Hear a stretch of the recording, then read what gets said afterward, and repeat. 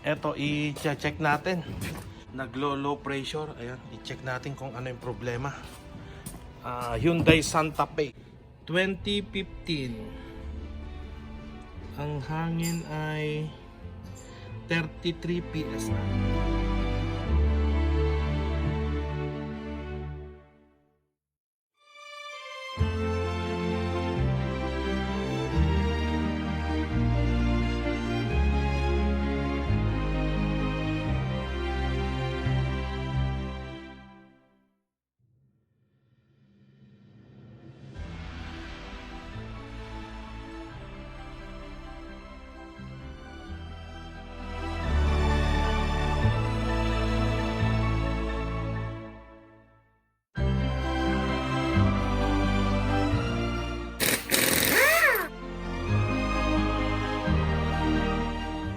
Ayan yung tire lock key, hindi ginagamitan ng air gun, L-Rens.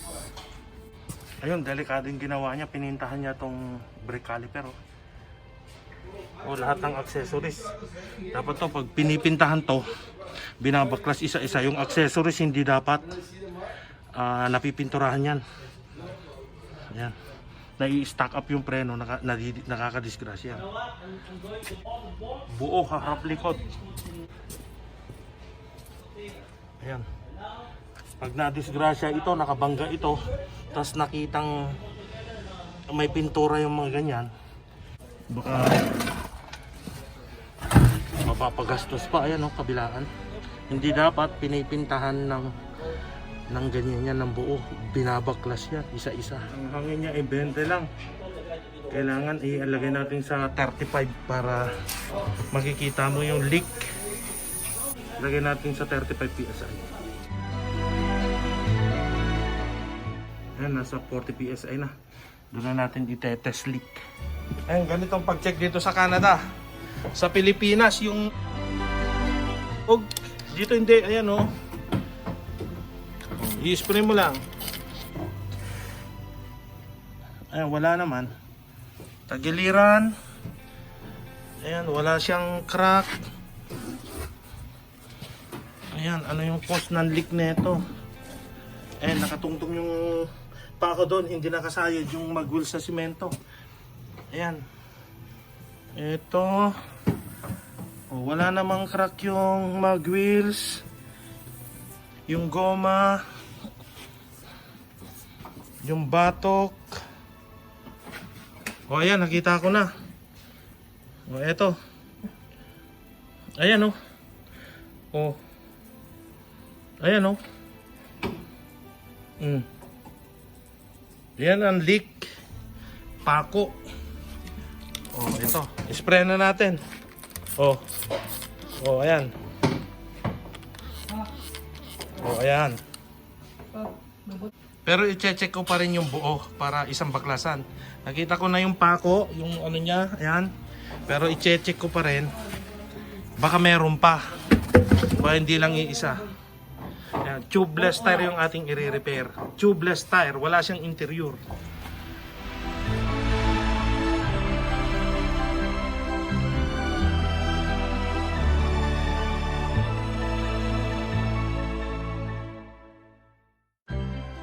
Ito yung tamang pag-vulcanize ng radial, yung tubeless. Hindi niluluto na pinaplansya na yung para sa Pilipinas, nasisira yung goma. Yan, papakita ko sa inyo paano i-repair ito yung tama. Ito yung nung may shop ako sa Pilipinas, ginagawa ko na to. Yan, 2006 hanggang ngayon nandito ako. Yung pa rin yung ginagamit kong pang vulcanize. Yan. Ano siya, made in USA. Pilipinas, ginagawa ko na to. Yan, 2006 hanggang ngayon nandito ako. Yung pa rin yung ginagamit kong pang vulcanize. Yan. Ano siya, made in USA.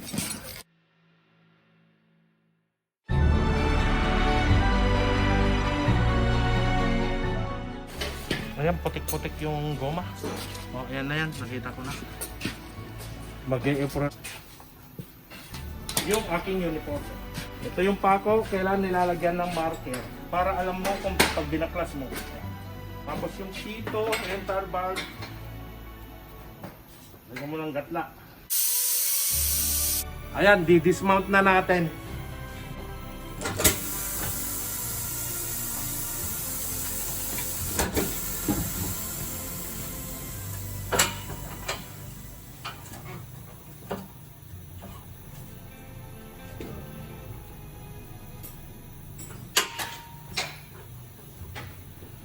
I-dismount na natin.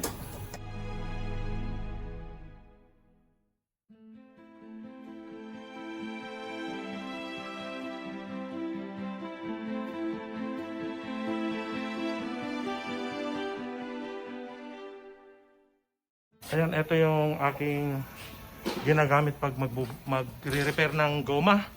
Ayan, tawag dito ay tire spreader. Tire spreader. Ito, ayan yung butas. Ayan, dapat i-insert, lalagyan mo ng bilog para hindi ka magkakamali. Ayan.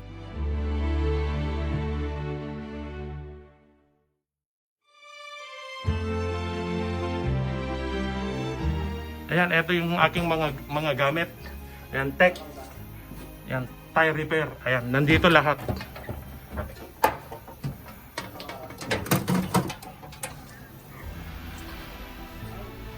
Ayan, tatanggalin ko na yung pako.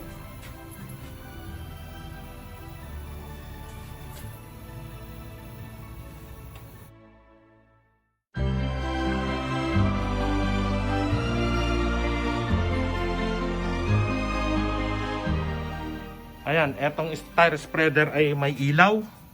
Ayan yung ilaw niya. Ayan. Yun.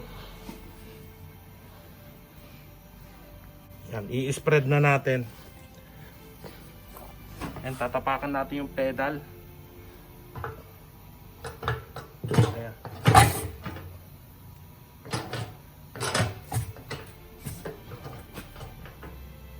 Ayan. Nakikita nyo sa ilalim, meron siyang parang hams. Ayan. Itatapat yung ibubulkanize, tapos dito gagasgasin. Ayan, grinder. Kailangan pantay para yung gagamitin natin ng vulcanize hindi sasablay. Kailangan maganda yung pagkakagasgas. Ayan, ito yung aking ilaw. Gagasgasin na natin ng grinder. Ayan.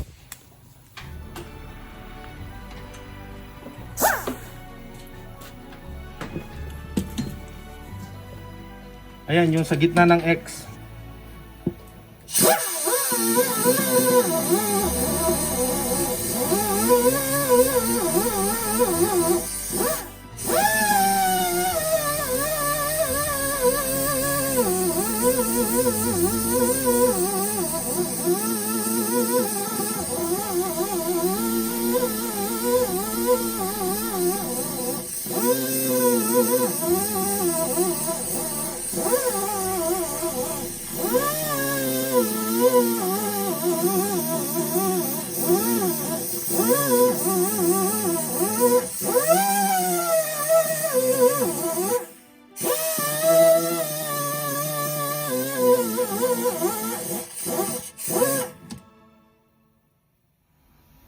Ayan, ang pagtatay repair ng parts, kailangan lahat ng chemicals na gamitin pare-parehas. Ayan, puro tech yan. Security coat, rubbermatic, yung rubber cleaner, at saka yung vulcanizing fluid. Hindi po pwedeng gasolina o kaya gas ang nilalagay sa goma, yung panlilinis mo. Hindi didikit yung parts. At saka kung anong ibang brand. Ayan, kailangan pare-parehas ang brand. Ang pagre-repair ng tubeless tire ay madaming klase ang pinambubulkanize dyan, pero pare-parehas yung brand ng gagamitin. Ayan, tech. Eto. Ayan, kwadrado. May bilog niyan. Tapos eto, sa sidewall naman. Eto. Sa sidewall pinang-re-repair to. Ayan, tech din yan. Ayan, lapad oh. Iba-iba. Depende sa tama ng goma kung ano yung dapat na gagamitin sa pagbubulkanize. Ayan. Etong gagamitin ko. Ayan. Ito ay dun sa rubber cleaner. Ito yung gagamitin. Yan, lilinisan muna natin. Kailangan malinis na malinis. Ayan, Tech rubber cleaner. Ayan, isprehan natin.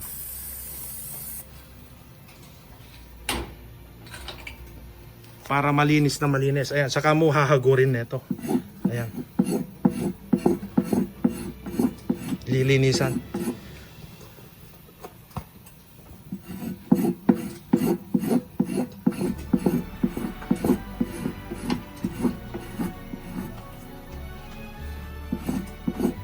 Yan. Malinis na. Dry na. Ayan, kailangan wag mong hahawakan. Yan. Hihintayin mag-dry. Yan, dapat hindi hinahawakan. Yan, hindi ho po pwedeng gagamitan ng gasto o kayo gasolina. Hindi didikit yung ilalagay na patch kaya sumasablay. Ito ang sumunod ay Tech din. Ayan, vulcanizing fluid. Ito na yung pandidikit, yung para rugby. Yan, kailangan tama lang yung pagkakalagay. Ayan o.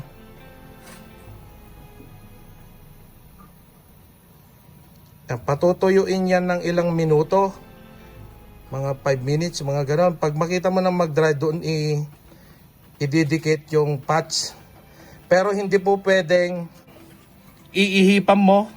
Kailangan magkukusa lang mag-dry. Para hindi sayang yung ilalagay mong tire patches. Ayan yung tire spreader. Ayan. Sundan nyo lang ako sa channel ko. Marami kayong matututunan sa akin. Ayan. Isa-isahin ko to pag re-repair ng goma. Ayan, dry na yung nilagay na vulcanizing fluid. Ayan, eto naman yung ilalagay natin ngayon. Tech. Ayan, maselan to. Kailangan hindi hinahawakan yung loob. Ayan, meron siyang gitna, bitak sa gitna. Kukunin mo yan, ganyan. Tapos, ayan. Tapos, doon mo ngayon ididikit. Didikit na natin. Tire patches po ito, made in USA Tech. Ayan. Ayan, hihilahin ko na. Ayan, hindi ko na hawakan. Tapos, etong thumb ko, ayan, igaganyan ko lang. Ayan. Tapos may plastic to sa ibabaw.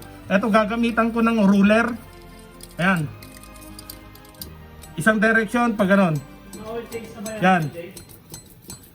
Yan. Tapos ito. Yan. Tapos kukunin natin yung plastic. Meron siyang plastic dito. Ayan, kailangan tinatanggal yung plastic niya. Ayan.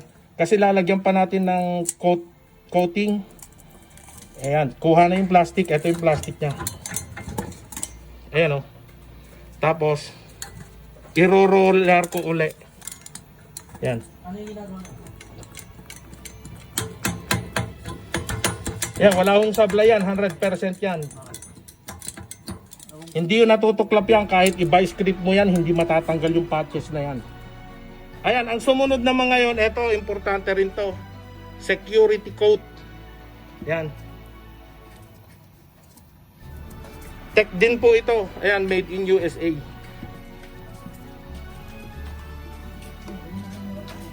Ayan.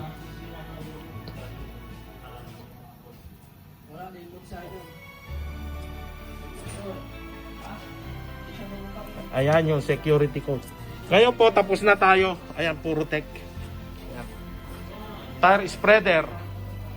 Ayan, ito yung lalagyanan ko. Lahat ng klase ng patch nandito. Ayan. Ayan, marami hong klase yan. Hindi ho yung bilog lang nun nilalagay. Hindi po. Maraming klase ang patches. Depende sa tama ng tanggalin na natin sa tire spreader. Ay, patayin ko na. Ayan. Release. Ayan. Ayan po yung binulkanize natin.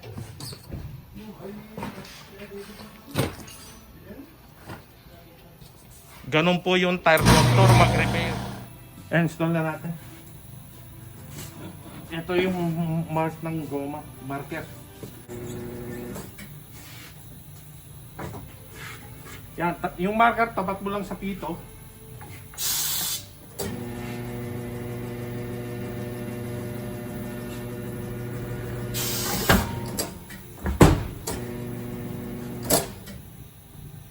Yan. Ayan, i-check na natin yung binulkanize natin. Ayan siya. I-sprayhan natin. Pag walang bula, very good. Wala na siyang leak. Perfect. Perfect. Ayan. Ayan, tech made in USA.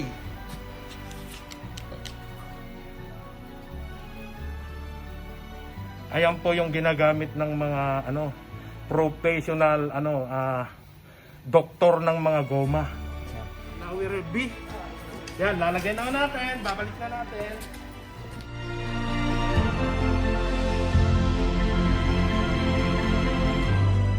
Ayan, isa lang yung binuksan natin pero kailangan pa rin i-torque.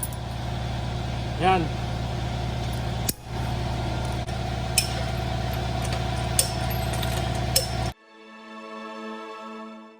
Tapos na.